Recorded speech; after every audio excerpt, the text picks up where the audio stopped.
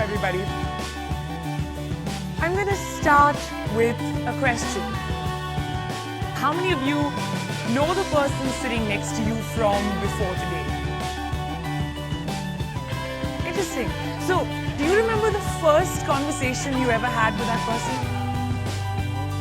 You know, conversations are links, okay? Let's imagine every conversation to be a tiny metal link. And every time you talk to a stranger, a metal link is formed. And every conversation that you have after that moment, the link gets stronger and stronger.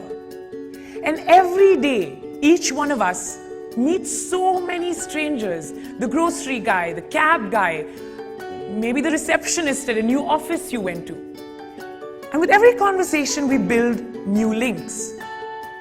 Until finally at the end, we've created a kind of massive worldwide web of conversation. World Wide Web. It's a catchy word. I think I've heard that somewhere. That's it, right? A conversation. It's a fascinating thing. A conversation is an adventure. A conversation gives you a whole new perspective. A conversation opens a door. Conversations can make war, and conversations can make peace.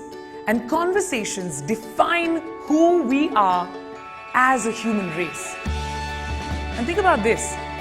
Every single person in your life was once a stranger to you. And you knew nothing about them until you had that first conversation.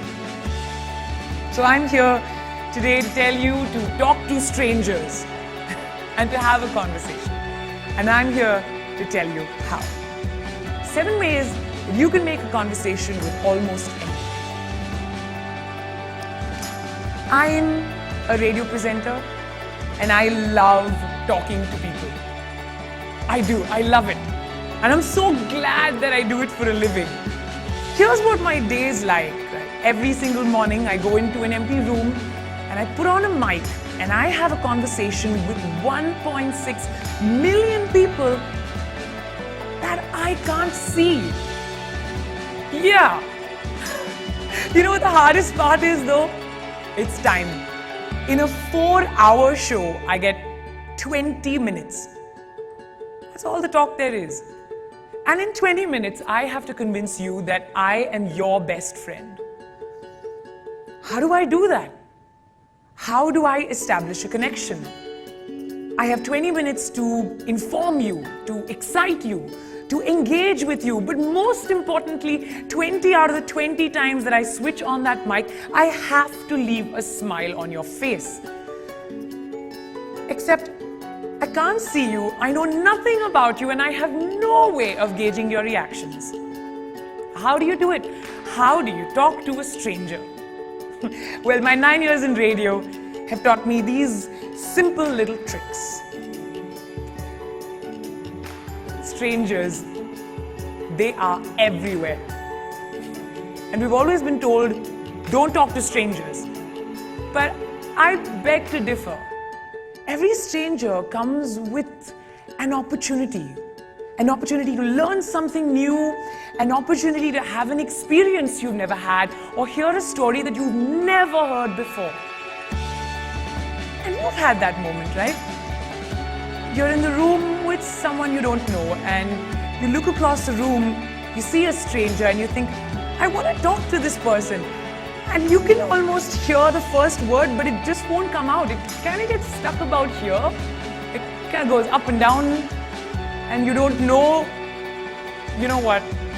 Here's my advice. Just say it. What's the worst that can happen? They won't talk to you? Well, they're not talking to you now. The first word, floodgates. I truly believe that the first word acts as a floodgate. You know, once you said the first word, everything else just flows. So keep it simple. A hi, a hey, a hello. And do what every good bowler does. Just gather the enthusiasm, the positivity, the energy, put on a big smile and say, hi. I know, there's going to be that strange moment right now. Turn to someone sitting next to you, stick your hand out and say hello. Go on. I love the awkward laugh. Why is she making us do this? The first word, floodgates. Here's a challenge we face every day. Time. We have 90 seconds on radio and we have to make that conversation with a stranger memorable. So how do you do it? What's the biggest challenge? Honestly, if we get stuck in the rut of, hi, hey, how are you? I'm fine. What's going on?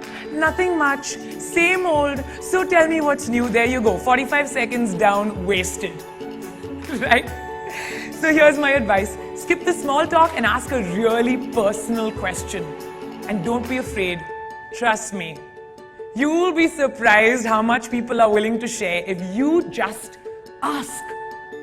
So ask any kind of personal question. Maybe, interesting name. How did your parents think of it? Is there a story behind it? Or how long have you lived in this city? And do you remember the first day you landed here?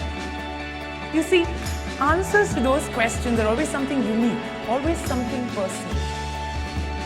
My favorite one to try is, where do you come from and where does your family live? Unfailingly, every single time I sit in a cab, I do this. I ask that question. Where do you come from and where does your family live? Let me tell you a little story. I was coming home one night and I get into this taxi, open the door, sit down, I say, where are you from? Where does your family live?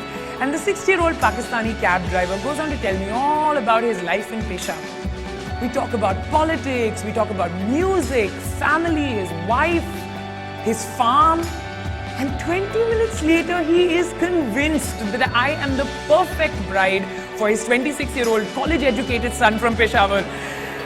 And as I'm getting out of the taxi, he's taking out a passport-sized photograph with this look of enthusiasm.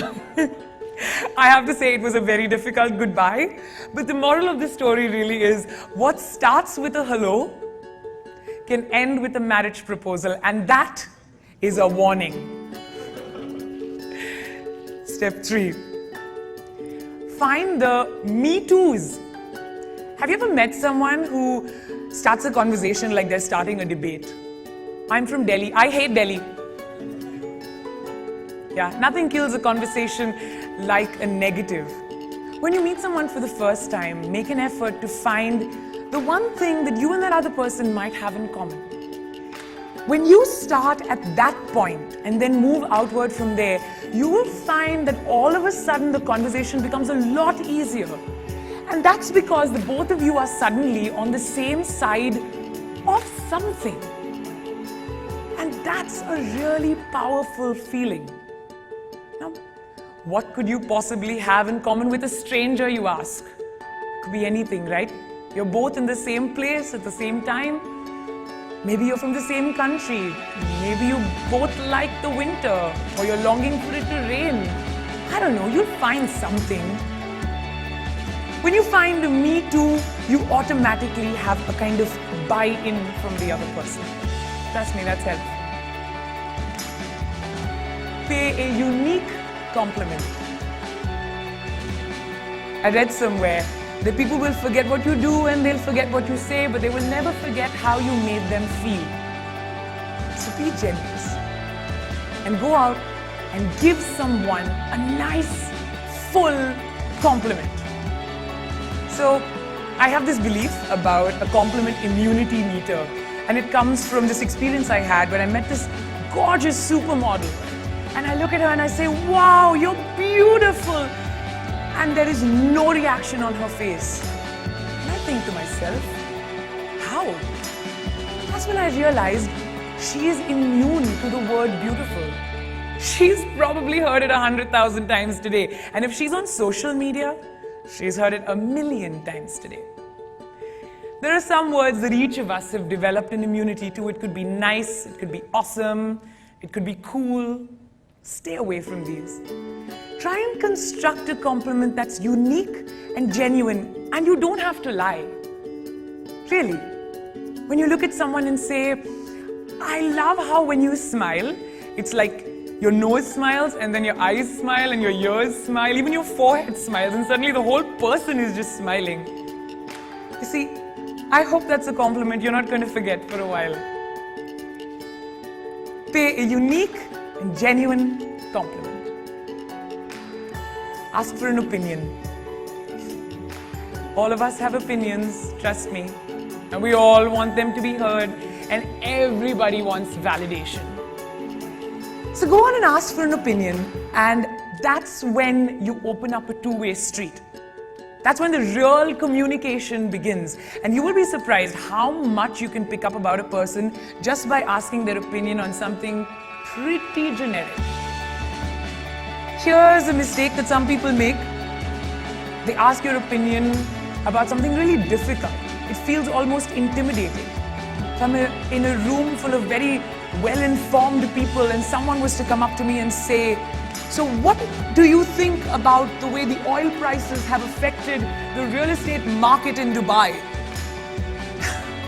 I feel a bit cornered. I feel like I might fail, and this is an examination, and that's the lesson. Nobody needs to fail at a first-time conversation. Just ask something simple. Keep it generic. How do you like your coffee? When was the last time you watched a movie? What did you think of it? And when somebody gives you their opinion, really listen. Don't listen to reply. Listen to listen. There's a difference. And that brings me to my next point. Be present. I know you've been through this. I know I have. You're pouring your heart out to someone and they're like this. Yeah, go on, keep talking. I can multitask. What's with the Wi-Fi?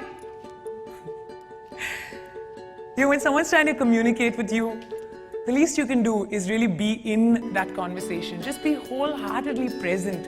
Just be there. And oh, my favorite part, make eye contact. Trust me, eye contact is where all the magic happens. You can feel the conversation. And trust me, when you're looking at someone in the eye, 9 out of 10 times, they will not dare look away. Right? Now, if only I could look into the eyes of 1.6 million people, I would not have to worry about you guys tuning out during the ad breaks.